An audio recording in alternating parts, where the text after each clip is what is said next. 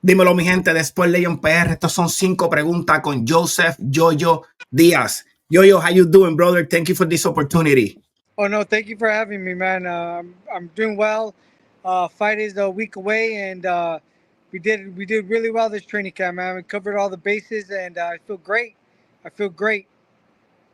That was my first question about the training camp. Do you do something different in this training camp for November 9 in Kissimmee, Florida?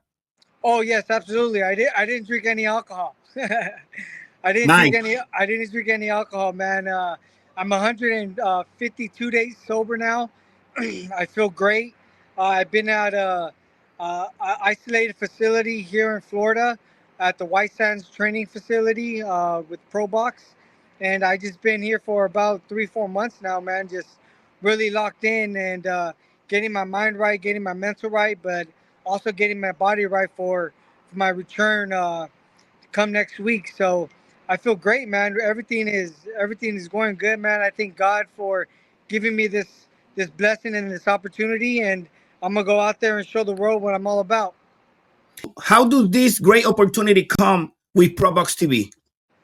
So I ended up after my fight against Oscar Duarte, I ended up checking myself into a rehab facility in San Antonio, Texas. It was called Soba Rehabilitation Center, and I was there for quite some time. I was there for about 2 months, but during that time frame, that's when I ended up getting baptized and got saved by my Lord and Savior Jesus Christ. And I started praying to Him, started getting more in tune with Him, started asking Him what I wanted and what I desire and what my heart really wants to do and how I want to pursue it and how I want to change people's lives. And I ended up getting out of my Golden Boy contract and during that time, after I got baptized, literally a week later, I get a phone call from Robert Diaz, and he told me about Pro Box facility, and I let him know about what I was doing. That I'm already in a rehabilitation center, getting treated for my alcoholism, and he was like, "Man, Pro Box is a rehab center as well. They could get you in. They'll get you a fight. They'll get you a good fight, and they'll get you the treatment that you need as well for your mental." And at that point, man, I already knew that it was a opportunity that God had presented to me, and I knew I had to take advantage of that opportunity because I knew at that point in time it was the best for my career and for my life, and I accepted the opportunity, and it was the best decision I ever made, man, because I was finally able to come fully sober, fully focused, and back to where I need to be in my fighting and in my conditioning and in my weight. And it was a blessing, man. I thank God every day for this opportunity. That's great, Yo-Yo. That's great. Right now, what I see, your name always been in the top. You've been a great prospect. You know, your name always be around the greatest. How Yo-Yo Diaz go deep in alcohol, and how Yo-Yo Diaz look yourself on the mirror. I say, you know what? I'm better than this. I'm gonna get out from this. And now you can share this history and motivate the youngest. Oh yeah, absolutely. I started really drinking alcohol after I won my world title fight against Tevin Farmer.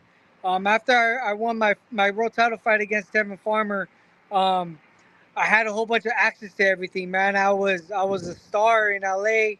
I was hanging out with celebrities, hanging out with the wrong crowds, getting lured into temptation, to the girls, to the women, to the alcohol, to the booze, and not only that, COVID hit too. So it was a whole layoff, man. I had a whole year layoff, so I didn't know what was gonna happen. And during that time, there was no access to any gyms, so every single day I was drinking, man. And it got to the point where I was drinking every single day.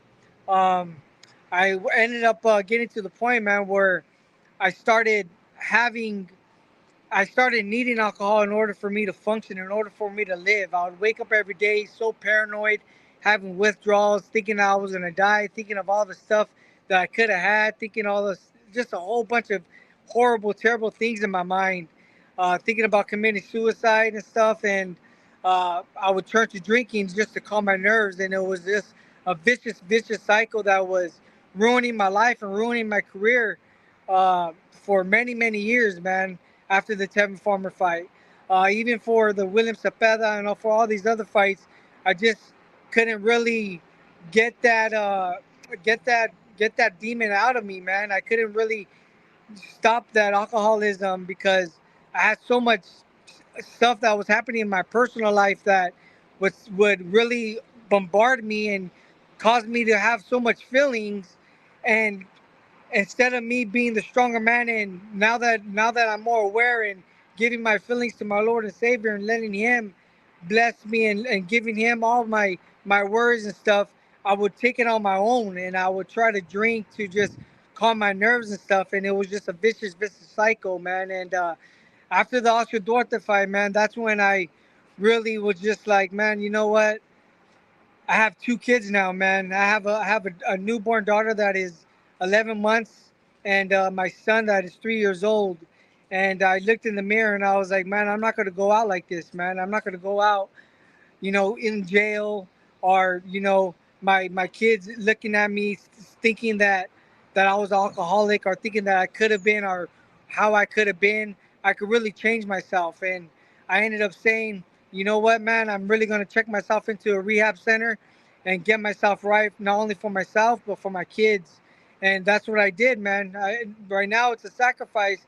I haven't seen them for a long period of time, but I know in the long haul, it's going to be beneficial for my life and for their life to have a clean, sober dad, and to a person that could, really take care of them responsibly in the best way possible without having that toxic demon that was constantly bombarding me. So I'm very, very thankful, man. And like I said, to all the people that are growing up, man, it's all fun and games when you're young and stuff like that, to be partying and to be in that influence and stuff, man. But it's so easy to get caught up in that limelight, man, and caught up in that temptation when you get yourself dwelled in it. And I just say, man, just be protected of your own morals and your own emotions, and make sure that you're not exploding yourself to this sinful world, man, because the more you explode yourself into the sinful world, the more the devil could come and try to harm you into doing bad things, man. So just keep your head on straight, keep your eye on the prize, keep your morals intact, and honestly, man, keep God first, because God first. Without God, man, none of this would be possible for my life. Through Him, all things are possible, and I'm a witness of that, and I'm a testimony towards that. So that's what I want to be for the rest of my life and for the rest of my career. November 9th in Kissimmee, Florida. The people will see the best version of Jojo Diaz. Oh, absolutely. I mean, man, I'm already. I checked my weight today. I was already 143, man. The fight's gonna be at 135. I'm already at weight, man. Man, I kid you not, dude. Literally 2 fights ago, uh, on fight week, I would weigh myself and I would be 162 still.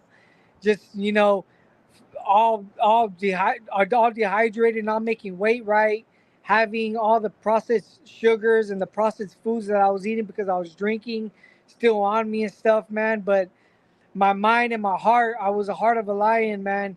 I still wanted to go out there and perform, but my body just couldn't function like that. But now that I got, my mind right and my body right and my morals right, you guys are gonna see a really, really exciting and explosive Joseph Diaz again, man. And I'm excited not only for my performance, but just in life in general, man, of what God is doing for me, of all the doors He's opening up for me, for I could bless and continue on to give light to people that are struggling what I go through.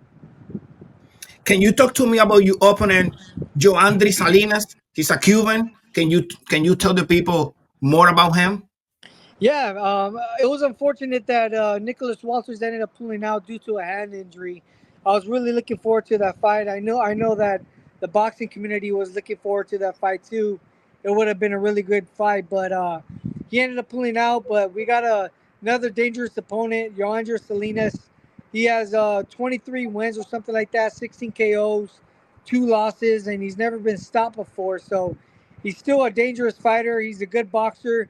He's a Cuban fighter that is pretty slick, so I know he's going to try to give me his run for his money. So I'm looking forward to executing my game plan, executing how hard I worked inside the gym and how hard I worked these few months, and come out victorious come Saturday night. What legacy Jojo Diaz hold to live in the boxing world? I want to become a world champion again. One more time a world champion, just to seal the deal and just to be in the history books. And not only that, man, I want to be a boxer for the fans, man. I want to be the boxer for the fans and for the people that go through all the daily struggles in this life that we all go through, man. I'm very open with my addiction and with all the troubles that I had in my personal life, where I know that a lot of people go through the same, and deal with the same tragic, demonic stuff that I go through, man. So I just want to be an inspiration to all the people to keep on fighting no matter what you're going through. Things are all always going to be, there's always going to be light, man. If you keep God first and you keep that faith within Him, you can overcome anything. At what weight this fight will be? This way will be at 135. 135. Yes. Jojo, this is Sports Legends PR, La Casa de los Prospectos. Send him a straight message to your opponent, Joandre Salinas. Yo, Andres, man, be ready. I'm coming. I'm coming. I worked hard, man. I sacrificed a lot. I've been through so much in my life just to be here today. And come Saturday night, be ready because I'm 110% ready and I'm going to give it my all.